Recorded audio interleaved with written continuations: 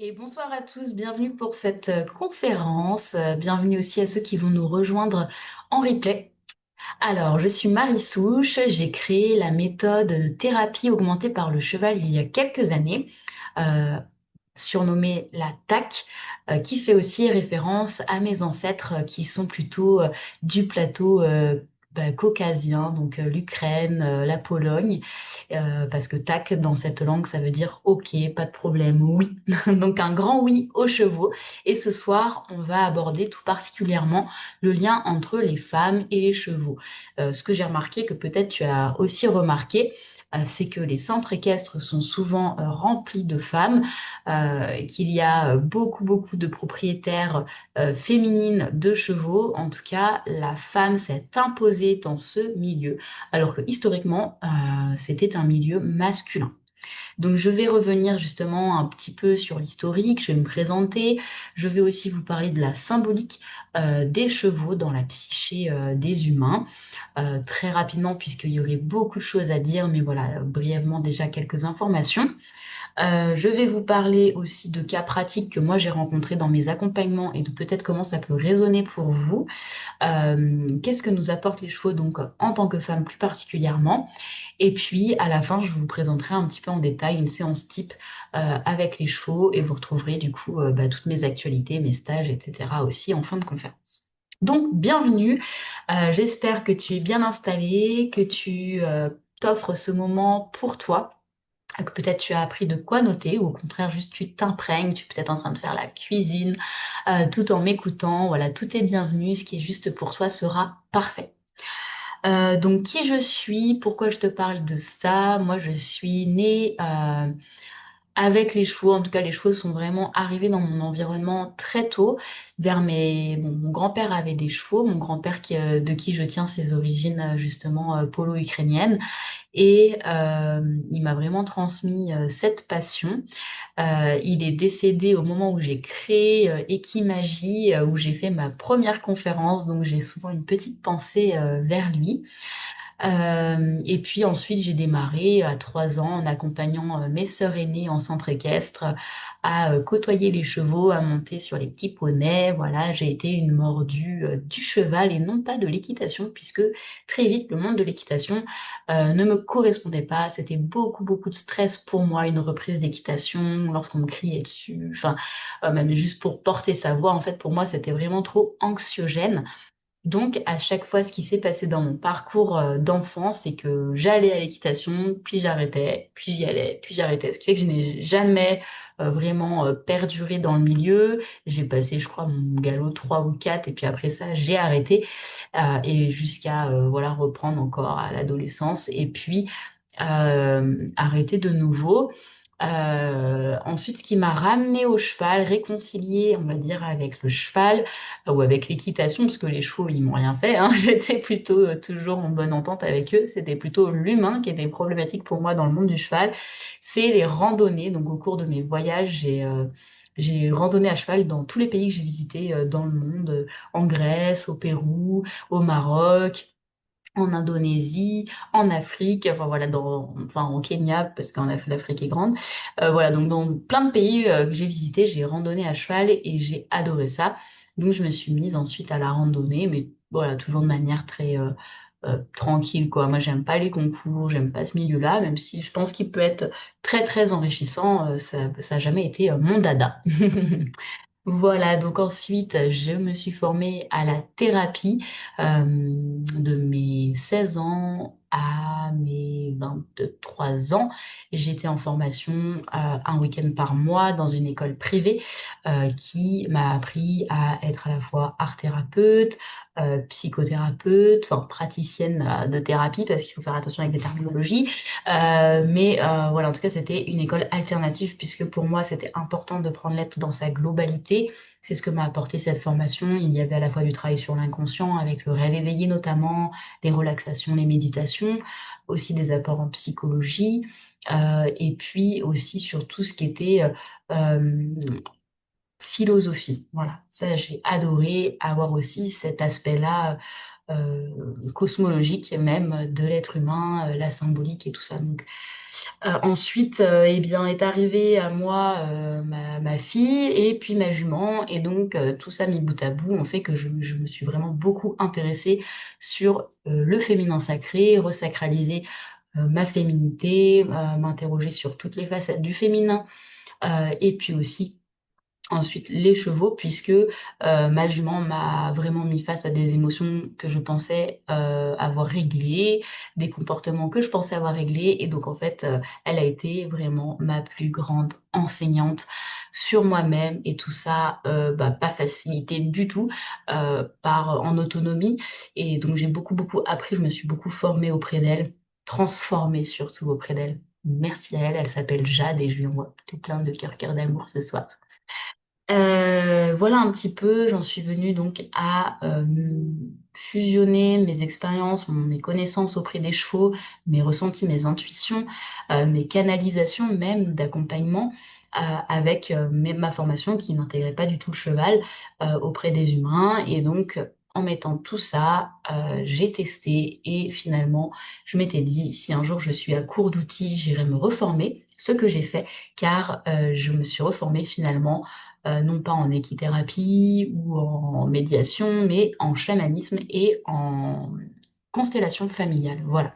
C'est là où les chevaux m'ont guidée, là où je sentais que j'avais besoin de billes supplémentaires. Et donc voilà, ce parcours-là a duré jusqu'à maintenant, hein. Je continue toujours à apprendre des choses dans tous ces domaines-là. Mais voilà, l'attaque Magie a vu le jour en 2019. Voilà. Donc, après cette petite présentation, je vais vous parler de l'historique, l'histoire avec un grand H, de l'homme avec un grand H et des chevaux avec un grand C. Ce qui nous a rassemblés, comment est-ce qu'un jour un humain s'est dit, tiens, cet animal-là, je vais monter sur son dos, le domestiquer, et avec lui, je vais aller beaucoup plus loin, beaucoup plus vite, beaucoup plus fort. Est-ce que ça a été une rencontre due au hasard? Est-ce que les chevaux se sont laissés faire? Ou est-ce que l'homme a été fort et puissant et a réussi à dompter l'animal lui-même? Déjà, beaucoup plus fort et beaucoup plus puissant, ce sont des grandes questions auxquelles je pense nous n'avons pas de réponse. Mais en tout cas, je voulais quand même vous donner quelques pistes et surtout schématiser un petit peu tout ça. Donc, je vais lire mes notes parce que je n'arrive pas à retenir ces chiffres. Surtout, ils se contredisent, mais donc, la domestication du cheval remonterait au quatrième millénaire avant Jésus-Christ, et il serait basé en Asie centrale. Ça, c'est une première hypothèse, mais elle est contestée. Et il y en a une autre qui dit que la domestication est beaucoup plus récente, 2200 ans avant Jésus-Christ, et elle vient du plateau entre l'Ukraine et la Russie. Euh,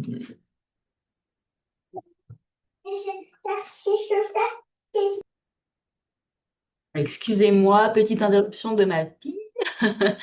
Donc, voilà, ces deux avis, ben, il y a quand même 2000 ans d'écart entre les deux, hein. Bon, à part ça, donc on ne sait pas trop, mais voilà, quand même, ça reste un animal qu'on a domestiqué quand même, bah, pas non plus très tôt, mais ni non plus très tard. Par contre, c'est un animal qui a vraiment changé la civilisation. Ça, je pense que c'est vraiment la chose la plus impactante à retenir ce soir, c'est que grâce aux chevaux, l'être humain a vraiment modifié ben, son territoire, son expansion.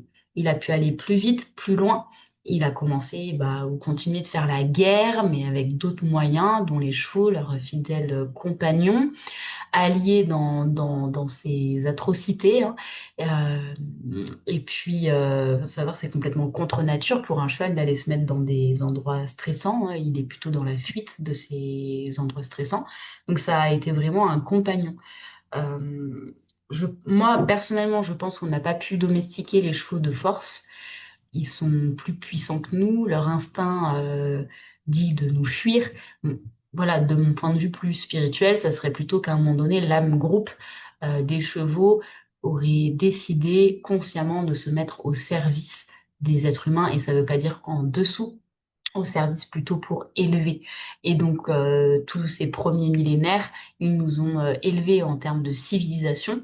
Et puis ensuite, pour moi, c'est une élévation aujourd'hui qu'on vit plus d'un autre ordre, plus spirituel, psychologique, émotionnel, voilà, plus dans l'être plutôt que dans le faire. Et voilà, après, qu'est-ce que je voulais dire d'autre? Voilà, jusqu'au XXe siècle, ça a été quand même l'équitation, un sport uniquement viril, militaire, et bah, les femmes ont été écartées de tout cela. C'est en 1840, je crois, oui, que on commence à compter des écuyères, et puis petit à petit, les femmes vont complètement ben, s'imposer dans le monde équestre.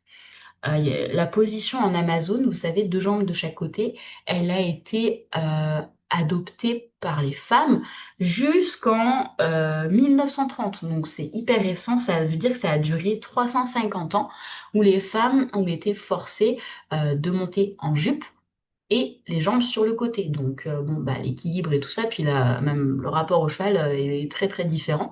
Moi, j'y vois aussi une crainte pour l'homme de développer l'énergie sexuelle chez la femme, puisque le cheval a cette symbolique-là.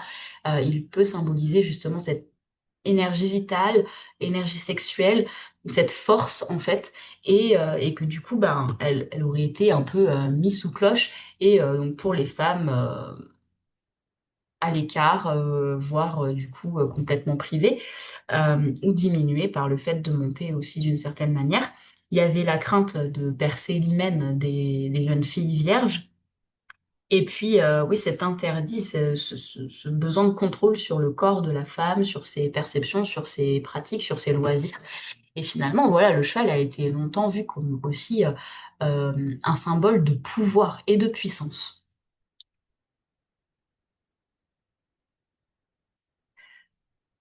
Voilà, un petit peu le cadre historique. J'essaie de voir si j'ai fait le tour de tout ce que je voulais vous dire à ce niveau-là. Ou juste, il y a l'image en moi là qui s'impose sur les peintures rupestres. On a cru longtemps que les peintures rupestres c'était de l'art ou quoi, mais en fait, il y a aussi maintenant vraiment une conscience que ces peintures-là étaient des actes sacrés, chamaniques, et les chevaux sont énormément représentés. Donc, je pense que déjà, l'homme, avant de pouvoir domestiquer, vénérait le cheval et était déjà source d'inspiration. Donc, je vais basculer dans la symbolique des chevaux. Ils ont été, enfin, ils sont très, très, très inspirants dans beaucoup de légendes. Donc, je vais pas rentrer en détail, mais vous tapez sur Wikipédia symbolique cheval, vous allez avoir beaucoup de ressources. Ou si vous tapez aussi cheval, animal totem, vous allez aussi avoir beaucoup de ressources sur Internet. Donc, je vais pas rentrer en détail là-dedans, je vais juste vous citer quelques mots-clés. Et je vous invite à fermer vos yeux quelques secondes pendant que je vous lis ces mots et à visualiser un cheval devant vous. Vous êtes prêts? C'est parti. Liberté, force vitale, noblesse, beauté, énergie de vie, énergie sexuelle, allié, véhicule entre les mondes.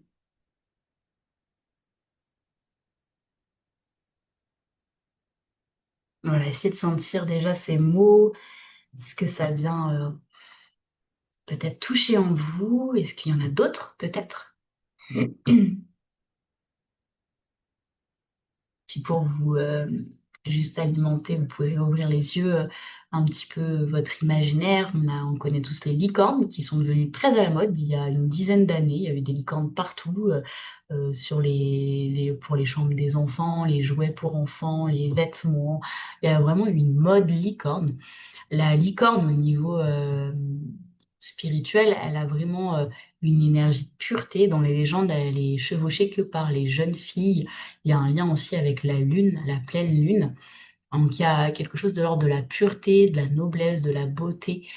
Mais voilà, surtout, surtout la pureté, la douceur, la magie blanche, l'énergie céleste, la source même. Voilà. Et puis, dans la polarité, on a aussi l'archétype de la jument noire, the nightmare. Ça veut dire mare, c'est la jument en anglais, et night, la nuit. Donc, ça veut dire cauchemar. Donc, il y a vraiment aussi cette vision dans la polarité. Moi, je la mets comme ça pour juste vous donner une image en face de la licorne, mais de la jument noire, ou des talons noirs, qui cracherait presque du feu par ses naseaux, qui serait vraiment indomptable, euh, féroce, fougueux, dans un excès quoi, très fort, une énergie débordante, explosive et moi est presque cauchemardesque, en tout cas dangereuse. Il y a aussi quelque chose de très intéressant quand on fait des recherches là sur la symbolique des chevaux, c'est l'aspect psychopompe. Alors, qu'est-ce que ça veut dire l'aspect psychopompe du cheval? C'est que c'est des alliés pour chevaucher entre les mondes.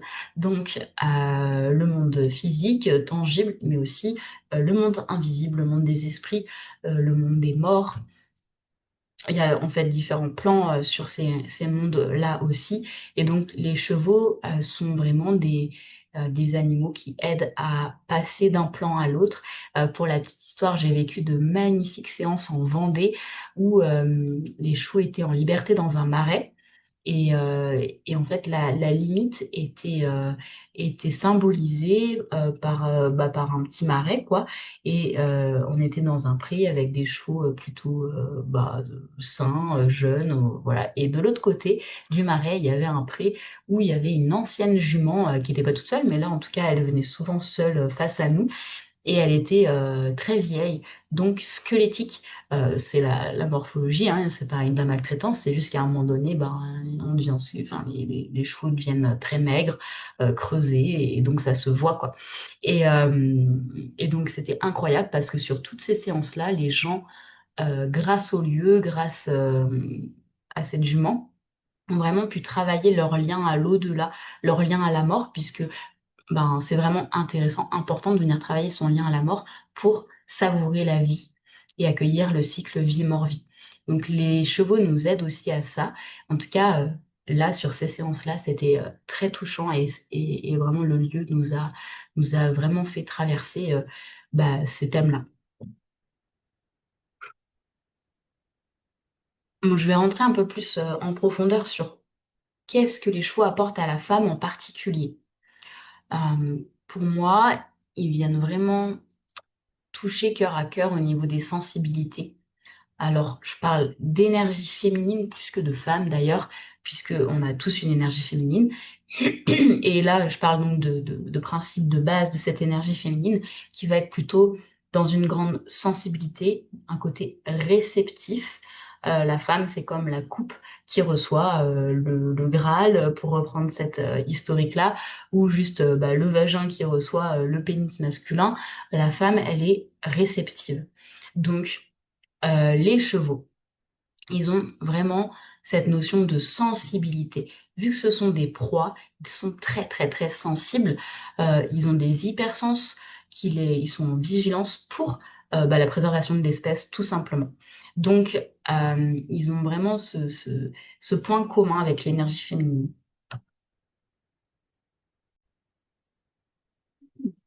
Donc, ils peuvent vraiment aider à développer ou se réconcilier avec sa sensibilité émotionnelle, énergétique.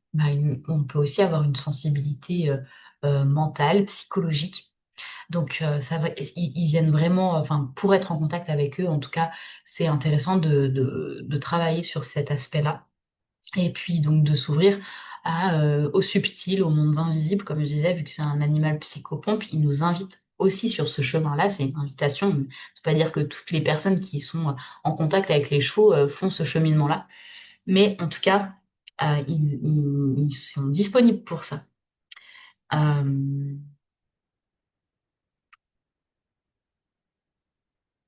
le gros travail, moi, je trouve, qu'ils permettent de faire, c'est le fait de se reconnecter à ses émotions et à ses ressentis corporels. C'est vraiment la base de mes séances et de mes pratiques en stage. Donc, pour se lire, il y a vraiment cette importance de revenir dans l'instant présent, de s'accueillir soi-même comme on est et d'être dans la cohérence émotionnelle. Ça, c'est un terme qui vient de Linda Kohanov, qui est une des pionnières aussi d'origine ukrainienne, qui vit aux États-Unis, du développement personnel accompagné par les chevaux.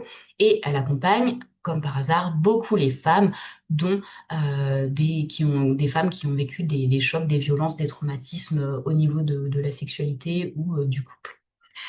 Euh, donc voilà, ils permettent aussi de venir réactiver ses émotions, surtout quand on a vécu des traumatismes, on peut avoir des réflexes de survie, hein, donc de préservation du cortex cérébral et du coup de se mettre en mode, de se mettre en, pardon, mon ordinateur m'a perturbé, vu que j'ai levé la main, il me dit de lever la main.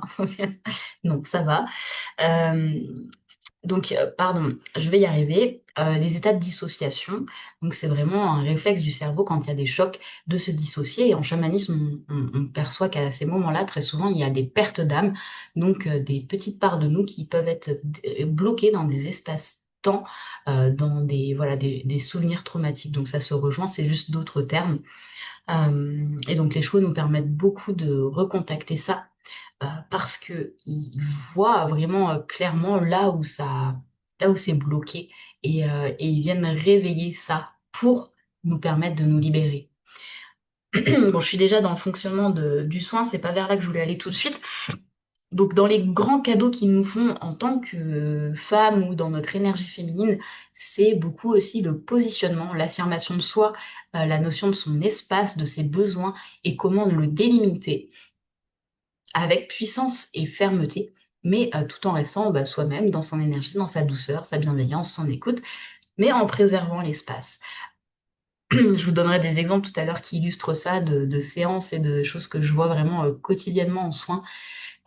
Ils sont trop forts pour faire travailler ça. Vraiment, si vous avez des problèmes à ce niveau-là, ben, n'hésitez pas à faire une séance avec les chevaux ou d'aller les côtoyer d'une manière ou d'une autre parce que vous allez voir que là où il y a une faille, ils s'engouffrent dedans et ils viennent taper à la porte qui vous voulez surtout pas ouvrir, qui est peut-être douloureuse, mais à un moment donné, si vous faites ce job-là, que vous décidez d'ouvrir cette porte, où il y a des cadeaux derrière absolument immenses. Vous récupérez votre souveraineté, votre force, votre puissance aussi en tant que femme. Et ça, c'est vraiment cadeau bonheur. Donc, le positionnement, la gestion de son énergie, de son espace sacré, de son intimité aussi. Souvent, les personnes qui ont vécu des blessures d'abus, des traumas au niveau de l'énergie sexuelle, vont avoir tendance à ne pas savoir comment se positionner face à l'autre. Par exemple, raconter sa vie à la boulangère, parce que il n'y a pas de limite en fait. Ou alors ouvrir la porte au premier venu et je sais pas, avoir des rapports sexuels pas forcément consentis, mais en fait juste il n'y a même pas de notion ou de conscience que c'est pas consenti parce que il n'y a plus d'écoute de soi. Donc tout simplement voilà un manque de clarté au niveau de ses limites et les chevaux nous aident beaucoup beaucoup beaucoup beaucoup à ça. Et j'ai dit nous parce que je me considère vraiment dans ce cheminement-là encore avec mon nouveau cheval qui s'appelle Mustang, qui est rigolo qu'il arrive enfin, c'est rigolo qu'il soit arrivé jusqu'à moi parce que quand j'ouvre une séance, je demande toujours à me relier à l'énergie groupe du peuple cheval dans sa version vraiment de pure lumière et de guide finalement pour les humains. Et, euh, et du coup, euh, pour moi, les Mustangs, enfin, il n'y a plus beaucoup de chevaux sauvages, même si c'est des chevaux qui ont été domestiqués au début, qui ont gagné la nature. Aujourd'hui, c'est quand même des chevaux sauvages. donc qui sont très instinctifs, qui sont vraiment, dans leur pureté d'être, animal et pas en contact avec l'homme. Donc du coup, j'adore ça et bref, donc mon Mustang, qui n'est pas une race Mustang, qui est un gros cheval énorme de trait. Je sais pas si vous me suivez sur les réseaux, vous avez pu voir, sa photo et qui est donc juste, immense, imposant, très fort physiquement et qui a du mal, vu qu'il a encore 3 ans, avec cette notion d'espace. Donc il me fait encore beaucoup travailler ça. Avec ma jument, c'était plus dans le subtil et avec lui, c'est dans le concret, c'est ancré, c'est même dans la force qu'il faut y aller, dans le corps, quoi. Donc justement, un des mots que j'ai noté aussi, que je trouve que les chevaux, apportent, c'est l'ancrage.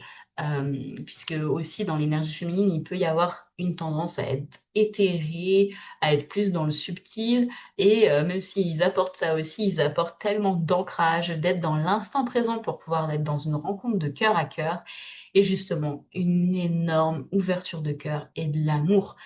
Pour moi, le cœur du soin avec les chevaux, c'est l'amour, vraiment.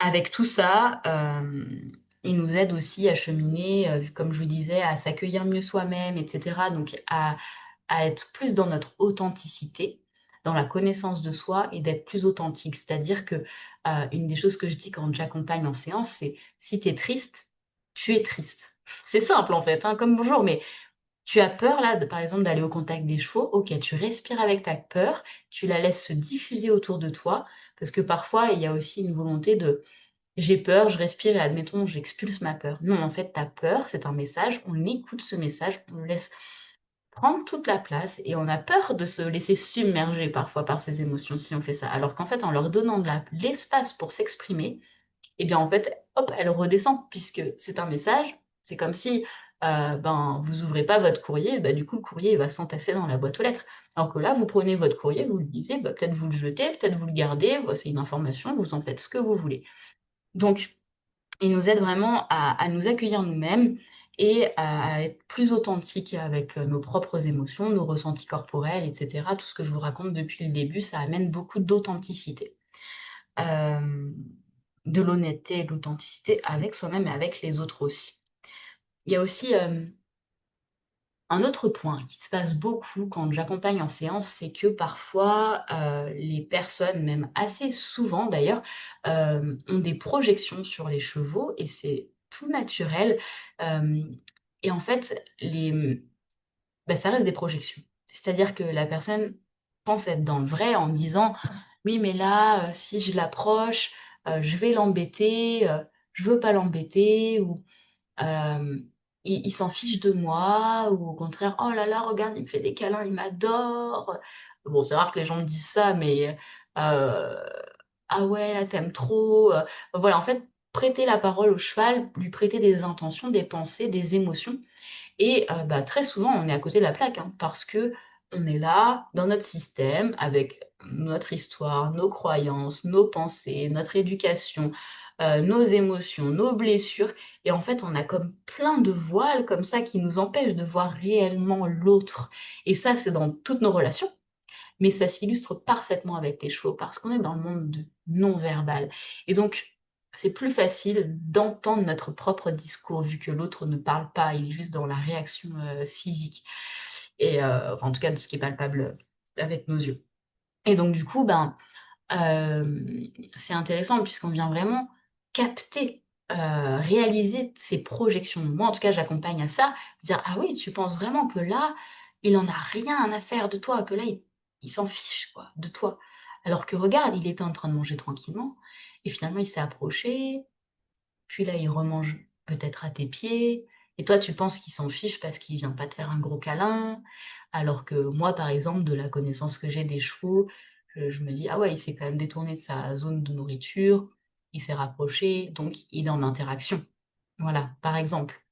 Donc on peut vraiment beaucoup se tromper et ça, c'est valable dans tout en fait, dans nos rapports avec nos collègues de travail, avec notre famille, avec, nos amis, avec, n'importe qui. On fait des suppositions, on fait des projections et on en fait une vérité absolue. Donc ça, c'est vraiment une grande source de conscience, de croissance, de développement, de soi, et d'épanouissement parce que du coup si on lâche nos projections, ben, qu'est-ce qui reste? Il reste de la place pour accueillir l'autre. D'abord pour accueillir soi, et puis ensuite pour accueillir l'autre. Pour moi, ça se passe dans cet ordre-là, parce que si on s'accueille pas soi-même, on ne peut pas accueillir l'autre. Donc tout ce travail-là sur les projections, c'est vraiment, très intéressant, très initiatique pour améliorer nos relations. Enfin, la relation à nous-mêmes, puis la relation à autrui et au monde même en général. Ensuite, beh, qu'est-ce qui se passe, d'autre avec les chevaux? C'est qu'ils viennent révéler nos zones d'ombre. Je vous en ai déjà un petit peu parlé, mais là je vais aller un peu plus en détail. Donc il y a un espèce d'effet miroir qui se passe avec eux, qui est, pas toujours confortable, je vous l'accorde, mais par contre qui est vraiment très, très, très transformateur. Et ça, je pense que tout le monde le vit, quel que soit le type d'interaction qu'on a avec les chevaux. Même si on ne le veut pas, les chevaux nous renvoient vraiment très fort des parts de nous qu'on n'a pas du tout acceptées, pas du tout accueillies, des émotions qu'on a refoulées. Et donc, par exemple, moi, quand j'ai eu ma jument, je vous disais tout à l'heure, elle m'a fait ressortir des émotions fortes. J'étais quelqu'un qui se mettait très, très peu en colère. Je n'avais pas du tout accès, très peu à cette émotion. Je pense qu'en tant que petite fille, j'ai grandi dans l'idée de: «Tu as le droit de pleurer, mais pas d'être en colère ni de taper». Alors que si j'étais un garçon, on m'aurait peut-être dit l'inverse. C'est un petit peu genré quand même, en tout cas, ma période, peut-être jusqu'à maintenant, où il y a des grandes évolutions dans la parentalité, mais en tout cas, c'était quand même un peu genré sur l'accueil des émotions, enfin, de ce que j'ai constaté. Et donc, et bien, j'avais pas travaillé ça, frontalement, malgré, toutes ces années, hein, de thérapie sur moi, d'apprentissage, sur, bah, plein de choses sur moi-même, et donc, ma jument, m'a mise dans des colères pas possibles, justement parce qu'elle respectait pas mon espace intime. Et par exemple, c'était tout bête, hein, je donnais le foin, et quand je donnais le foin, elle venait au râtelier, manger, et donc elle me gênait, en fait. Et du coup, elle pouvait me pousser, ou voilà, m'empêcher de faire, ce que j'avais à faire, et donc ça me mettait très, très en colère. Et donc je me disais: «Mais quand même, c'est pas normal que en fait, je trouvais mon émotion disproportionnée par rapport aux faits, et ça, c'est un super bon indicateur que là, la situation, la personne, ou l'animal vous révèle quelque chose qui est à travailler. C'est disproportionné. Donc attention, ça vient toucher d'autres sphères qui ont besoin d'être entendues, d'être pris, bah, en charge. Donc voilà, l'effet miroir, c'est vraiment hyper, hyper, important, et ça se joue sur différents plans. Ça peut être des émotions comme je viens de le dire, mais aussi, plus au niveau psychologique, par exemple des blessures, des pensées récurrentes. Donc je sais pas, par exemple, je pourrais penser que, bah, ma jument, elle ne m'aime pas, elle me rejette. Bah, en fait, tout ça, ça parle de moi. Encore une fois, ça fait le lien avec ce que je vous disais tout à l'heure sur les projections. Je vous ai parlé un petit peu tout à l'heure pour, terminer tout ce grand pan, de transmission là sur, ce qu'apportent les chevaux, auprès des humains, au sens large, mais particulièrement, ce qu'ils peuvent apporter à l'énergie féminine. Il y a aussi donc, je vous disais différents plans, et je vous ai parlé déjà d'âme groupe. Pour moi, ça reste peut-être une croyance, hein, il y a rien d'empirique là-dessus, mais chaque animal a, sa personnalité. Jusque-là, peut-être que tout le monde serait d'accord, et puis, ben, son âme, et donc qui reste encore dans une certaine individualité, mais il y a aussi un lien avec l'âme groupe, et l'âme groupe, c'est comme, de ce que j'en ai compris aujourd'hui, hein, hem, une volonté commune, hem, volonté, c'est même pas trop ce terme-là, mais une direction commune portée par, le peuple cheval dans son entièreté, et comme si, bah, chaque individu à sa manière allait servir ce plan-là. Et pour moi, au niveau de l'âme groupe, comme je vous disais tout à l'heure, il y a eu à un moment donné un déclic qui était de sortir de son travail individuel sur la terre, et de s'ouvrir à, une co-création et une une co-élévation des 2 espèces. Et ça peut se passer, avec plein d'autres espèces, hein, mais en tout cas, aujourd'hui, on parle des chevaux, et pourquoi les chevaux? Donc, sur ce plan-là, il y a vraiment des très hautes fréquences vibratoires au niveau du peuple cheval et de l'âme groupe chevaux. Ça me fait des frissons, ça me perturbe un peu. Et, et donc, ils viennent, moi en tout cas quand j'ouvre un espace de soins en thérapie, il n'y a pas que les chevaux dans la matière en fait, il y a aussi tout un espace sacré et c'est ce que j'ai appris lors de mes initiations au chamanisme et la même formatrice qui m'a formée aux constellations, c'était bah, d'ouvrir cet espace sacré à l'accueil des chevaux et de la personne qui vient consulter. Et dans cet espace-là, il y a les chevaux visibles, mais aussi le peuple cheval qui passe à travers ces chevaux visibles. Et donc vraiment, il y a un changement de comportement qui s'opère. Il- voilà, il se passe des choses de l'ordre de l'invisible. Et donc, les chevaux viennent vraiment capter des informations et se mettre au service de la guérison de la personne. Et c'est vraiment bluffant, en fait. Ça paraît peut-être énorme dit comme ça, mais c'est ce qui se passe, en fait, vraiment. Euh, et là, pour moi, on est aussi dans l'aspect soin énergétique.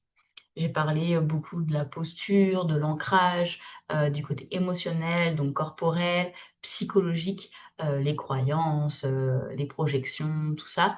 Et puis bah, là aussi au niveau énergétique, il y a une prise en charge en fait à ce niveau-là qui est très très belle, très très pure. Et donc pour clôturer, je reviens sur le terme d'amour, puisque les chevaux ont un cœur déjà physique énorme. Et donc de par ce qu'ils dégagent vibratoirement au niveau de leur cœur, ils font une ouverture, ils peuvent vraiment aider à, à guérir et à ouvrir le cœur des hommes. Et ben ça, c'est un magnifique cadeau aussi que nous font et ben, cette espèce animale. Mais en vrai, bon, je vois attends, je suis pas dans mon sens, voilà. Mon petit chat qui est mon petit qui est énorme d'ailleurs, hein, plutôt qui s'apparente à un énorme lynx. Et bien voilà, ça peut faire ça aussi, mais pour moi, ça vient activer d'autres énergies. Même si voilà, à partir du moment où il y a un lien entre humain et animal et une volonté d'être en relation, euh, selon moi, idéalement, il y a l'amour.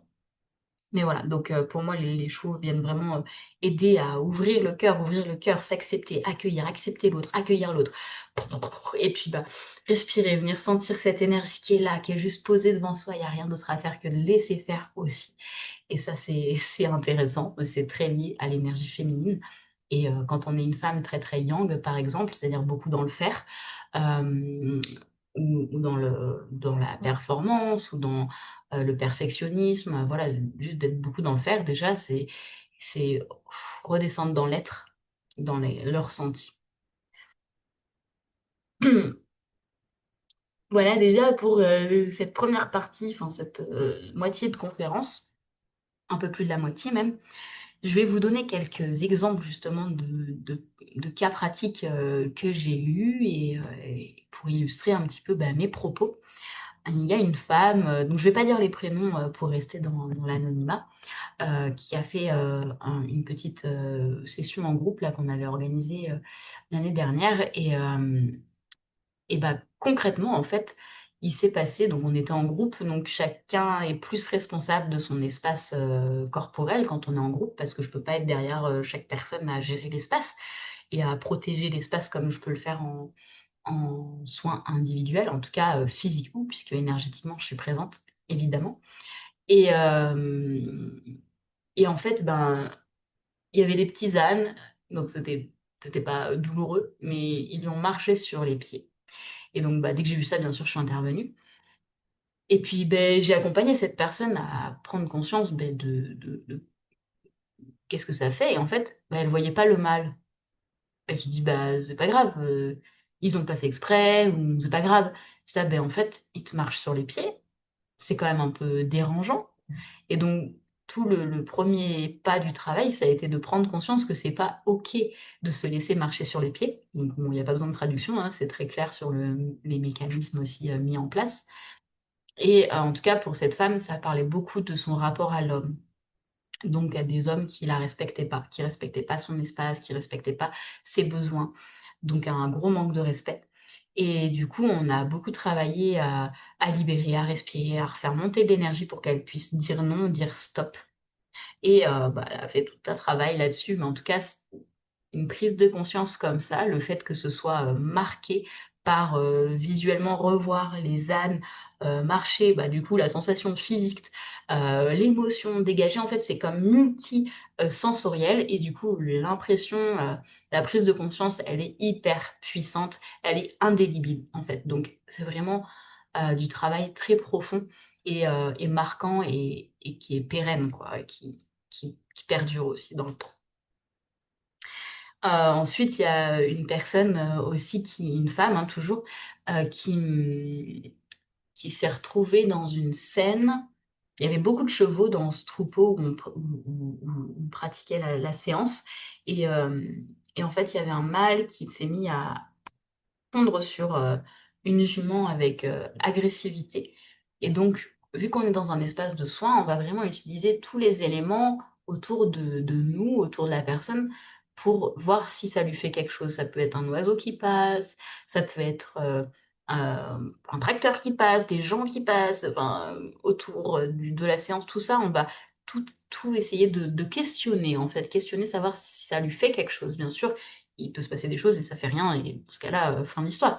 Mais si par exemple, une fois ça je me souviens aussi, il y avait, des des personnes, alors que ça ne m'arrivait jamais, qui sont venues au portail, de l'enclos et qui parlaient comme si on n'était pas là et beh, qui savaient pas qu'on était en séance et qui venaient voir les chevaux et en fait, c'était intrusif, enfin moi je l'ai ressenti comme ça et puis, beh, comme par hasard, la personne, elle avait vraiment, une difficulté justement à mettre des barrières et donc elle s'est aussi sentie, dérangée et intrusée pendant sa séance. Donc on a aussi utilisé cette matière-là, pour travailler. Donc tout est source d'information, comme dans les constellations, pour ceux qui connaissent, voilà et voilà et donc cette personne qui se retrouve avec, ce mâle qui attaque la femelle, pareil, hem et ben, au début, elle est dérangée par ce comportement, mais elle sait pas trop. Puis elle sait pas, moi je dis pas, je présente pas mes chevaux avant pour pas être dans le mental, en fait et du coup, après coup, je lui ai donné l'information pour favoriser la prise de conscience et voir si ça lui faisait quelque chose aussi, hein, parce que c'est pas moi qui décide, juste je suggère et en effet, là, d'un coup, ça lui a vraiment beaucoup parlé de sa situation dans son couple où, elle se sent attaquée, où c'était conflictuel et où ça pouvait être violent, au moins verbalement et du coup, voilà, ça lui a permis de vraiment de prendre conscience, quoi. Il y a aussi eu, une fois, sur un autre plan, parce que là, je parle beaucoup, du coup, de la violence ou quoi, mais sur le positionnement, i ah ben une question professionnelle, de pas savoir entre un métier de cœur avec des peurs de pas en vivre et tout ça et puis un métier, rémunérateur, sécurisant financièrement. Un gros dilemme à cet endroit-là pour cette personne et bah, là, il y a 2 ânes, qui ont permis de représenter ça et en fait, c'était rigolo parce qu'il y en avait un qui du coup représentait, le mental, qui faisait que chasser l'autre qui représentait le cœur et donc c'était vraiment, pour essayer d'unifier les 2.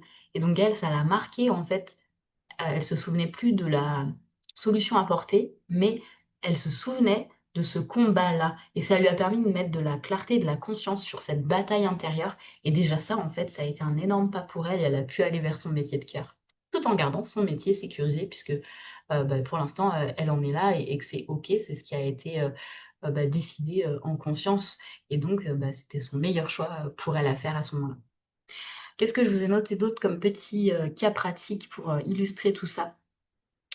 Hem, oui, il y avait aussi, une jeune fille qui avait vécu du harcèlement et il y avait une peaunette, elle était incroyable ce jour-là parce que vraiment il change de comportement pendant les séances, je vous l'ai déjà dit, c'est vraiment incroyable. C'est pour ça que j'ai appelé ça Equimagie parce que vraiment j'étais là: «Waouh, c'est magique» et et en fait, la magie, c'est l'âme qui agit.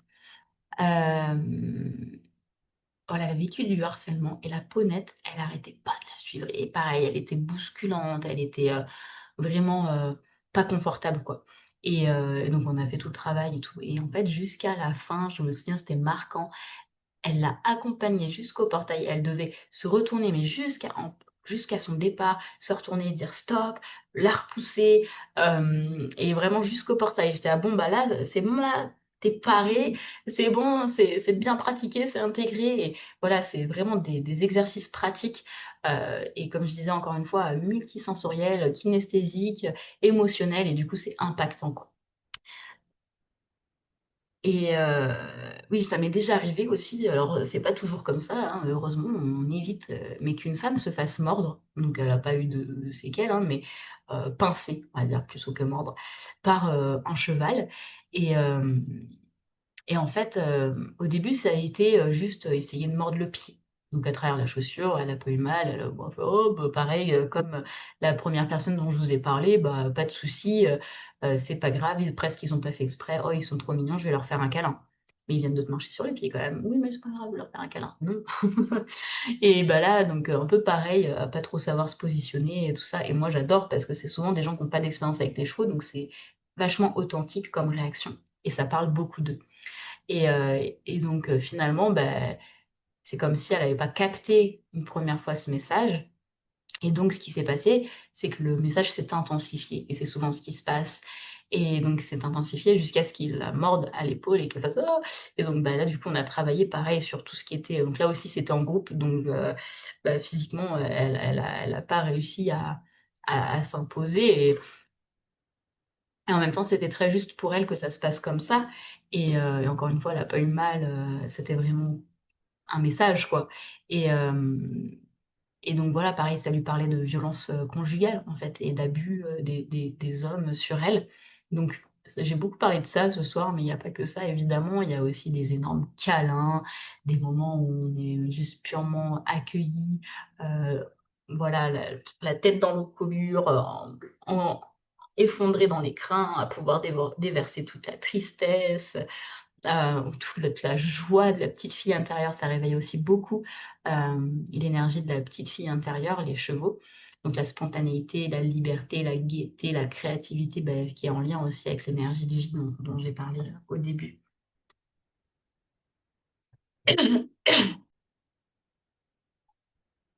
Voilà un petit peu donc pour, étayer mes propos, ces quelques exemples. Comment ça se passe une séance du coup de thérapie augmentée par le cheval, la méthode TAC? Avec moi, eh bien, on a un entretien déjà, où on discute, heu, soit en pleine nature, soit dans la caravane, qui est aménagée en cabinet, mobile, tout cocooning, hiver comme été. Il y a un poêle dedans donc on peut faire des séances toute l'année et donc ça dépend vraiment de la personne, si elle a besoin d'être, en intérieur dès le début ou d'être en pleine nature dès le début. Là, je me laisse libre à chaque fois à la personne de décider de son lieu de soin. Donc tout ça se déroule dans un espace, sacré comme je vous disais, qui est relié au ciel, à la terre, dans une roue médecine. Ça, c'est aussi mon approche, avec, le monde subtil, qui est peut-être pas présente dans toutes les approches. Donc si ça vous parle, sachez que c'est au cœur de mes pratiques. Après cet entretien, on a ciblé une problématique, principale à travailler et on va faire une méditation où, on va justement, pouvoir, lâcher un petit peu le mental qui a eu son temps d'écoute et puis reconnecter un peu plus le corporel, l'émotionnel, l'énergétique, le subtil, et avant d'aller, auprès des chevaux, en toute, conscience et présence. L'idée, c'est ça et ensuite donc on va auprès des chevaux en liberté. Ça, c'est vraiment ma séance type que j'adore, hem et en liberté, je reste derrière la personne en présence, en soutien avec un stick qui est donc un bâton, pour éloigner les chevaux et préserver justement, l'espace s'il y a besoin d'intervenir physiquement et et là, les chevaux, ils savent qu'on est en mode soin et donc la personne est aux premières loges des interactions avec ma vigilance et mon accompagnement. Excusez-moi, je vais éternuer et donc là, ben, il se passe, ce qui doit se passer donc comme je vous disais tout à l'heure, tout ce qui se passe dans le pré, dans cet espace, nous parle de la personne et de ces problématiques ou en tout cas, on essaye de voir si ça parle et donc j'utilise aussi dès qu'on a, touché une problématique et grâce au comportement, aux interactions des chevaux ou à l'absence d'interaction qui permet aussi parfois de toucher une blessure, du rejet, d'abandon par exemple. Hem, le travail sur l'inconscient qui va demander une grande flexibilité entre, l'intérieur, l'extérieur, et donc c'est un super exercice pratique puisqu'on reste conscient à l'environnement, tout en plongeant à l'intérieur de soi et c'est un petit peu comme ça selon moi, hein, qu'on devrait vivre son quotidien. C'est avec conscience pour son monde intérieur, tout en étant connecté à l'extérieur, à l'environnement, à tout ce qui se passe. Par exemple, moi, quand je suis à cheval, je suis pleinement dans l'instant présent, mais parfois je peux aussi un peu divaguer. Par contre, je suis toujours, hem en anglais, j'adore ce mot, c'est aware, aware, you know. C'est, vraiment attentif, mais comme surconscient quoi, de l'environnement. Mais comme la proie en fait, mais pas depuis un espace de peur, mais juste dans un état de conscience et moi, ça me permet d'anticiper les réactions de mon cheval, quand je monte, de voilà, d'être, bah, connectée à en fait, d'être sur son même plan de fonctionnement et de conscience donc très connecté à l'environnement, tout en étant, très présent à soi. Et donc voilà, donc pendant cette séance, pardon, je suis un petit peu malade. Hem, il y a vraiment double enfin cette gymnastique intérieure entre la visualisation que je vais vous proposer pour plonger dans la blessure, proposer des réparations, des rituels aussi chamaniques en pleine nature, et vraiment des libérations et tout ça se fait en même temps, dans le pré des chevaux et ce qui se passe, systématiquement, c'est que pendant qu'on fait ça, ils nous laissent tranquilles en général, sauf si on n'est pas vraiment au bon endroit et du coup souvent ils viennent réajuster ou remettre une couche pour aller plus profond dans l'émotion, et dans le soin. Donc c'est vraiment très, très beau et ce qui se passe, c'est que le comportement ou l'attitude qu'ils ont eue au début qui a permis de déclencher, la réaction et bien, en fait, ils vont la stopper parce que le message est passé, le travail est fait et donc en général, ils changent de comportement et là, on sait que en tout cas moi je le sais depuis mes yeux, d'accompagnante, de thérapeute que, bah, le travail est fait et du coup, bah, voilà, je sais que, qu'on a été au bout du soin. Ça valide, en fait,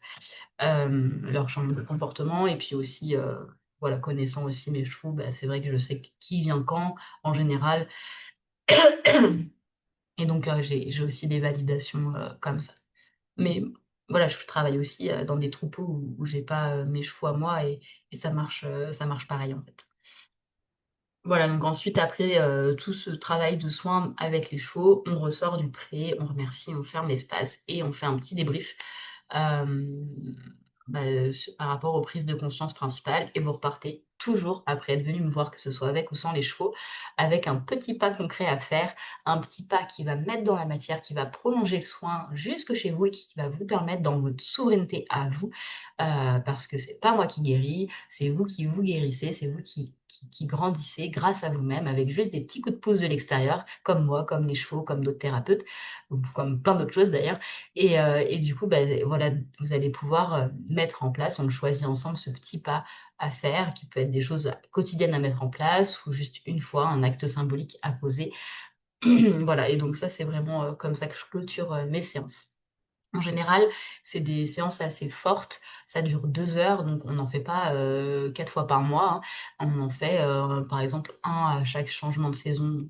Voilà, 4 fois par an, c'est déjà, bien comme travail, amorcer le travail, un travail de fond, en fait et on peut faire ensuite, en individuel, sans les chevaux, de la continuité de travail sur ce qui a été débloqué par les chevaux. Pardon, désolée. Hem et du coup, je propose pour ça donc des séances en présentiel, avec les chevaux, bah, c'est inévitable, hein mais je me déplace aussi dans différents coins de la France. J'ai, du coup une structure, dans laquelle j'interviens en Vendée, je peux intervenir en Normandie, et j'ai aussi, vers entre Saint-Étienne et Lyon, une structure dans laquelle, je peux intervenir et dans le Champsaur et dans l'autre coin des Hautes-Alpes, vers l'Argentière-la-Bessée. Pour l'instant, c'est là. Après, si vous avez connaissance de structures qui peuvent accueillir ce genre de séance et que vous habitez par là, bah, il y a pas de souci. Moi, j'adore être mobile, donc n'hésitez pas à me le faire savoir Et surtout, le cœur de mes propositions aujourd'hui, c'est les stages qui s'appellent donc des femmes et des chevaux, que j'ai nommé Rituel, avec 2 LE, qui donc, il y a des chevaux, il y a du chamanisme, il y a des constellations, il y a des femmes, il y a de la sororité et il y a surtout le lien avec les saisons et l'énergie de la saison associée au cycle menstruel et donc là, on plonge vraiment à chaque fois dans tout un univers symbolique, coloré, hem et voilà, à thème, qui, nous aide à cartographier, l'inconscient et l'énergie féminine dans sa cyclicité. Par exemple, le prochain stage, cette année, c'est, le rayonnement, rayonne ta couleur, puisqu'on a toute, notre couleur unique au monde, son unicité, portée par l'archétype donc de la mère et de la fille, de l'enfant intérieur. On va, aussi travailler sur notre mère et nos filles, nos descendants si on en a, ou ces questionnements-là en tout cas. Et donc ça a lieu dans le Champsaur, à Buissard et bon bref, je pourrais vous donner toutes les informations, de toute façon je les mettrai, en après cette vidéo et donc l'idée c'est d'avoir un stage par saison pour accompagner, ce mouvement. L'idéal c'est de le suivre, mais si vous n'arrivez pas à être présente à tous les stages, c'est possible de faire, celui de l'année suivante, sans souci. Et donc il y a, le stage d'été, le stage d'automne où là on descend plus dans l'énergie, qui va vers la terre, donc l'introspection, hem, l'énergie, plutôt, sensuelle. J'ai pas dit sexuelle, mais sensuelle, sa sensorialité aussi et là c'est l'archétype de la, femme, pardon, de la, l'alchimiste, celle qui transforme, c'est aussi l'enchanteresse. Il y a plusieurs terminologies à chaque fois parce qu'en fonction en fait, l'imagerie est riche donc je vais vous proposer plein de terminologies puis c'est vous, par un voyage intérieur, qui allez rencontrer surtout ces archétypes-là en vous-même et à chaque fois donc il y a des rituels en nature et il y a du lien avec les chevaux et qui viennent aussi avec lesquels on fait des pratiques différentes. Ensuite, il y a le stage d'hiver qui est, plutôt donc là vraiment, dans la connexion subtile, c'est la sorcière, mais, ce mot est un peu galvaudé, hélas, historiquement, alors que c'est la femme sage, celle qui a la connaissance et plus donc sur le monde, spirituel. Ensuite, il y a le stage de printemps, on est sur de la renaissance, la jeune fille, la vierge, l'archétype de l'amazone aussi, celle qui est indépendante, qui est pas en lin qui est vraiment dans assez, yang finalement, c'est la phase, assez yang de la du enfin, en fait non, chaque phase peut avoir un aspect yang, mais, l'archétype de l'Amazone en tout cas a un côté assez yang. Voilà donc, en gros, il y a cette, roue-là de cycle de stage, mais il y en a aussi d'autres. Il y a une initiation à, la des métiers de la médiation, avec les chevaux, l'équithérapie, que je co-anime avec, Marie Roland, qui est donc la thérapeute chez qui j'interviens, dans le Champsaur avec ses chevaux. Où là, on vous transmet un peu nos billes sur le métier pour vous aider à créer votre projet professionnel, à voir si ça peut être un métier qui vous plaît. Et on a 2 approches très, très différentes. Donc, voilà, bref, je vous mettrai toutes les infos. Mais avant de terminer, après toutes ces informations un peu, pratico-pratiques, il y a, un guide que j'ai écrit, qui s'appelle «Le guide du peuple cheval au service du féminin», que je vous recommande de télécharger. Il suffit de m'envoyer un petit message et votre mail et je vous l'envoie gratuitement et c'est vraiment un très beau texte que j'ai, écrit de manière inspirée en connexion avec le peuple cheval, pour aider les femmes à, poser leurs limites, à, prendre conscience de leur intimité, je reprends mes grands thèmes, à oser, aller au-delà des peurs, justement à parler de leur enfin pas à parler, mais à se libérer des projections, à cheminer vers plus d'authenticité, à grandir en amour, voilà. Donc il y a tous ces thèmes-là, un peu la trame de cette conférence, aussi dans ce petit guide. Et donc je vais vous lire un petit extrait si vous voulez juste là, vous poser, 5 minutes avec moi, mettre vos pieds au sol, vous installer bien confortablement, prendre quelques respirations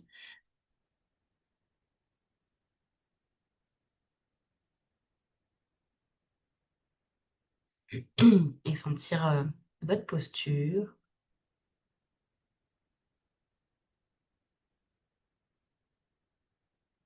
le contact avec la terre-mère, sentir la densité de votre corps qui s'ancre dans la terre.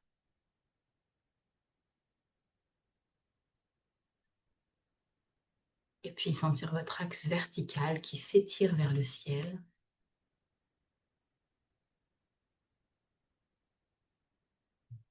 Et qui se relie à la grande source de lumière, au-delà du soleil, de la lune. Énergie primordiale de vie, d'amour. Comme un arbre qui respire, les rayons du soleil vous imprégnez de cette énergie.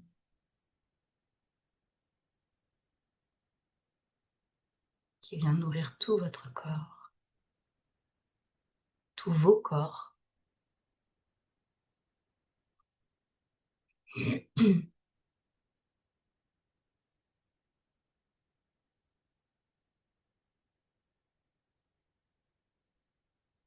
Qui s'écoule jusque dans vos jambes, vos pieds, le sol, qui éclaire des racines et qui vient mettre de la lumière jusqu'au cœur de la terre. Et là, vous découvrez une grande source d'énergie qu'on peut appeler le feu sacré de la terre, ce grand feu de vie, d'énergie. Et vous la respirez comme les nutriments qui montent par les racines des arbres. Vous respirez cette énergie du feu sacré jusque dans votre corps physique, jusque dans toutes vos cellules.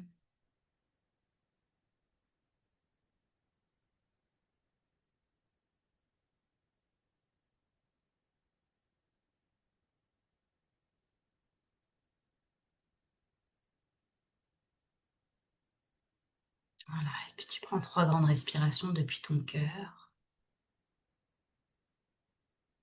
ce sanctuaire qui se remplit de lumière. Voilà, comme si tu pouvais respirer par ton cœur, prendre ta place dans cet espace et sentir ces mots du peuple cheval couler à travers toi et peut-être remplir des espaces qui en ont besoin. Puis si ça ne te parle pas, tu les laisses couler jusque dans la terre. Ne les retiens pas.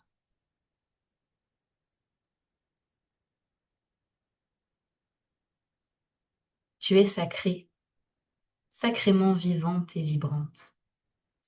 Ton espace est précieux et mérite d'être préservé et respecté. Tu manques peut-être de confiance et de légitimité. Ce sont comme des porosités dans ton espace. Tu laisses peut-être trop l'autre le pénétrer, voire même le souiller ou le dégrader. Ceci n'est pas respectueux pour toi-même.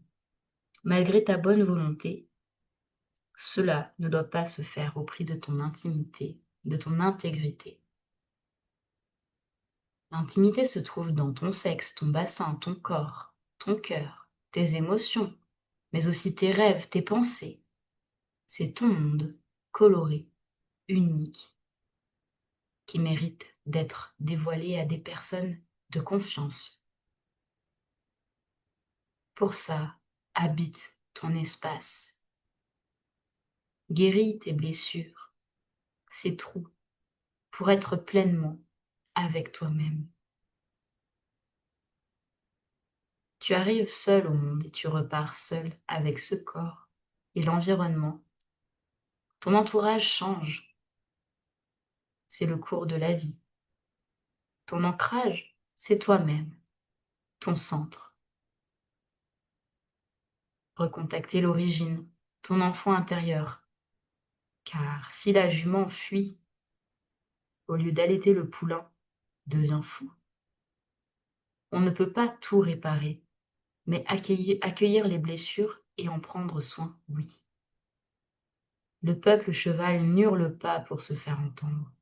Il souffle dans la nuque pour ouvrir la porte des profondeurs, la puissance des chuchotements pour explorer l'inconscient, tout en restant ancré dans le présent. Habitant pleinement ton espace, tu peux maintenant apprendre à poser tes limites.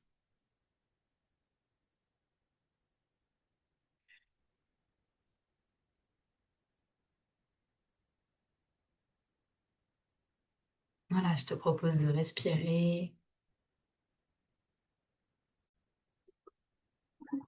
Le vocabulaire dans ce petit guide, il est vraiment surprenant parfois. Moi-même, là, en lisant, je trouve des trucs, étranges, enfin, mais voilà, c'est aussi imagé comme là, la jument, bah oui, si en effet, si elle avait pas le poulain, il devient fou et nous, avec notre enfant intérieur, c'est aussi ça, c'est prendre soin de l'autre et c'est aussi vraiment le thème du stage de cet été. L'être mère nourricière. D'ailleurs, j'en ai pas parlé, mais il y a aussi pas mal ça qui se joue dans la relation au cheval. Il y a beaucoup de transferts en fait d'énergie maternante débordante et du coup même de petites filles hein, qui prennent soin du cheval parce qu'elles ont une énergie très maternante et du coup ça fait un être de qui s'occuper et ça peut être rassurant quand on a une énergie maternante un peu débordante comme ça et qu'on ne sait pas canaliser. Donc il y a aussi ce rapport-là parfois au cheval qui est à conscientiser et à équilibrer. Voilà. Ben, écoutez, j'ai pris beaucoup de plaisir à être avec vous, à enregistrer cette conférence. Merci pour ceux qui écouteront en replay. Donc voilà, je vous envoie sur demande ce petit guide écrit avec beaucoup d'amour du peuple cheval au service du féminin. Et je vous mets en lien sous la vidéo les stages, mon agenda aussi pour réserver un appel découverte, découvrir mes séances, prendre rendez-vous aussi si vous le voulez. Voilà, et puis si vous voulez recevoir aussi la newsletter, vous aurez tous les liens accessibles. Voilà, mais je vous souhaite une très bonne fin de journée et au plaisir de se rencontrer.